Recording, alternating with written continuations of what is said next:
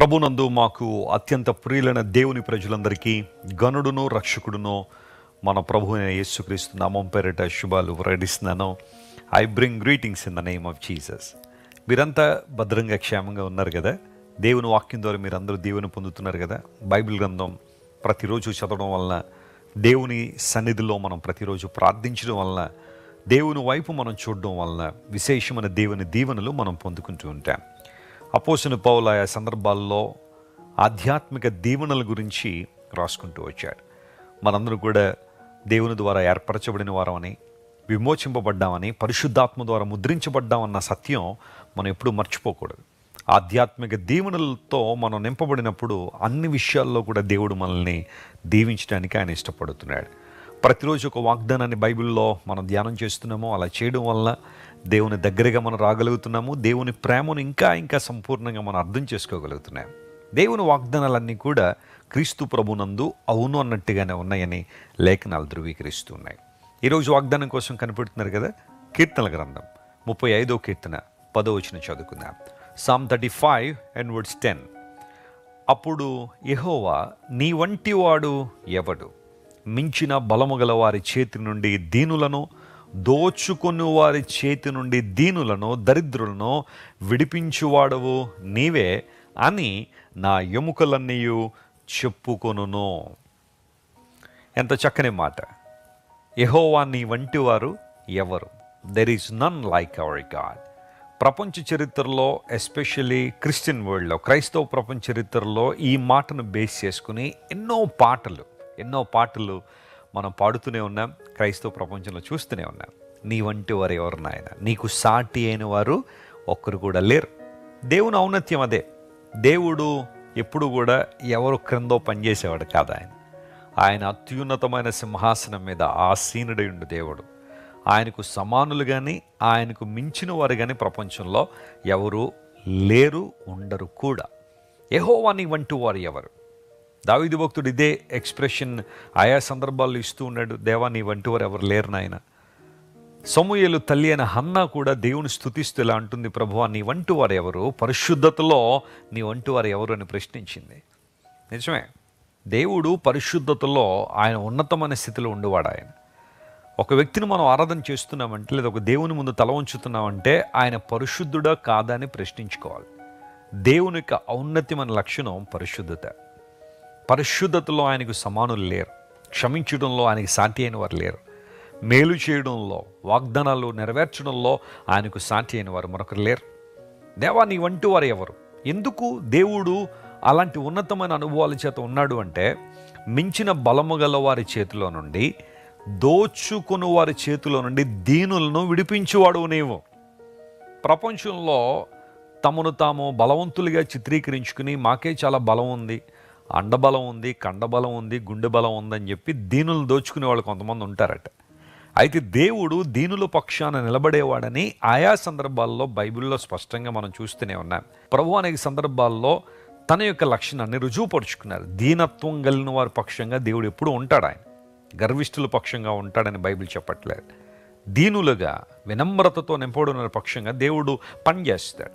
దోచుకుని వారి చేతుల నుండి దీనులను విడిపించువాడు నీవే అని నా ఎముకలు చెప్పుకొనును అన్నాడు. విడిపించుట అని ప్రాముఖ్యంగా ఈ 35వ కీర్తన 10వ వచనంలో విడిపించుట అన్న మాట దగ్గర హిబ్రూ పదం నట్సల్ అనే పదం వాడబడింది. నట్సోల్ అనే పదం, దాని అర్థం ఏంటంటే స్నాచింగ్ అవే అని అర్థం ఉంది. స్నాచింగ్ అంటే ఒక దృశ్యాన్ని మీరు ఊహించుకోండి. దోచుకున్నవారు దీనులందరినీ దోచుకుని ఒక చోట కూర్చుని, ఇంక వీరు మాకు సంబంధించిన వాళ్ళు, వీరు మాకు బానిసలు, వీరు మాకు కట్టు బానిసలు, దాసులు, ఇక జీవితాంతం వీరిని మేము ఎంజాయ్ చేస్తాము, వీరినే మేము ఉపయోగించుకుంటామని దోచుకున్నవారట దీనులు ఒక చోట పెట్టుకుని ఆనందిస్తూ ఉండగానే వెంటనే ఒక లైట్నింగ్ వచ్చినట్టుగా దేవుడు వారిని స్నాచ్ చేసుకుని వెళ్ళిపోతాడట. అంటే అర్థం ఏంటి? విడిపించుకుని వెళ్ళిపోతాడు. వీళ్ళందరూ అనుకుంటారు, ఇంక వీళ్ళు మా వాళ్ళే, ఇంకా మాకు సంబంధించిన వాళ్ళు, ఇంకా మా చేతిలోంచి ఎవరు వీరిని విడిపించరని సంతోషపడుతున్న సమయంలోనే in a fraction of second, snatching అనేది గంటలు జరిగేది కాదు కదా. స్నాచింగ్ అనేది అలా ఫ్రాక్షన్ ఆఫ్ ది సెకండ్లో జరిగిపోద్ది. చైన్ స్నాచింగ్ చేసేవాళ్ళు ఉంటారు చూడండి, అమ్మ మీరు ఇక్కడ నిలబడి పొలైట్గా మేము ఆ చైన్ తీసుకుంటామని చెప్పి తీసుకుంటారు. స్నాచింగ్ అంటే in a fraction of second జరిగేది. నీ శత్రువులు నిన్ను చూసి ఆనందిస్తున్నారేమో, నువ్వు వారికి సంపూర్ణంగా దొరికేసావని. నీ విరోధులు నిన్ను చూసి ఆనందపడుతున్నారేమో, ఇంక నీవు లేవనెత్తబడవు, ఇంకెప్పటికీ కూడా ఉన్నతమైన స్థానం చేరుకోలేవు, నీ జీవితం ఇంతే, నీ స్థితి ఇంతే అని. My God can turn your situation in a fraction of second. నా దేవుడు నీ జీవితంలో ఒక్క సెకండ్లో కూడా అద్భుతం చేయగలడు ఆయన. He snatches away his people from the hands of the enemies. శత్రువుల చేతి నుండి, దోచుకుని వారి చేతుల్లో నుండి దేవుని ప్రజలను విడిపించేవాడు ఆయన. ఆ తర్వాత రెస్క్యూ అనే పదం, డెలివర్ అనే పదం, ఇవన్నీ మనం చూస్తూనే ఉన్నాం. నా ఎముకలు సంతోషిస్తున్నాయి, దేవుని స్తుతిస్తున్నాయి, బలము గల వారి చేతుల్లో నుండి, ఆ తర్వాత దోచుకుని వారి చేతుల్లో నుండి నా దేవుడు నన్ను విడిపించాడు. మీ జీవితంలో ఎన్నో అనుభవాలు ఉన్నాయి కదా, అనేక సందర్భాల్లో దేవుడు మిమ్మల్ని విడిపించాడు. నా మటుకు నేను చెప్పగలను, ఎన్నో సందర్భాల్లో భయంకర పరిస్థితుల నుంచి దేవుడు నన్ను విడిపించాడు. మీలో చాలామంది సాక్ష్యం చెప్పగలరు, ప్రభు మీ జీవితంలో ఎలాంటి అద్భుతాలు చేశారు. కృంగిపోకండి, అధైర్యపడకండి, దోచుకున్న వడ్డానని బాధపడకండి, నా శత్రువులు నాకంటే బలంగలైన వారని దుఃఖపడకండి. నీ దేవుడు నిన్ను విడిపించడానికి ఆయన ఎప్పుడు కూడా శక్తి సామర్థ్యాలు కలిగిన వాడు. ఆయన అసాధ్యాలను సుసాధ్యపరిచే దేవుడు, నీ పక్షంగా పోరాడేవాడు, నీ పక్షంగా నిలబడే దేవుడు ఆయన. ధైర్యం తెచ్చుకుని ప్రభు వైపు చూడండి, గొప్ప కార్యాలు మీ జీవితంలో జరుగుతాయి. ఈ రోజంతా ఈ వాగ్దానాన్ని క్లెయిమ్ చేసుకుని ప్రభువును స్తుతించండి. ప్రభువు మీ పక్షాన మేలులు జరిగిస్తారు. ప్రార్థన.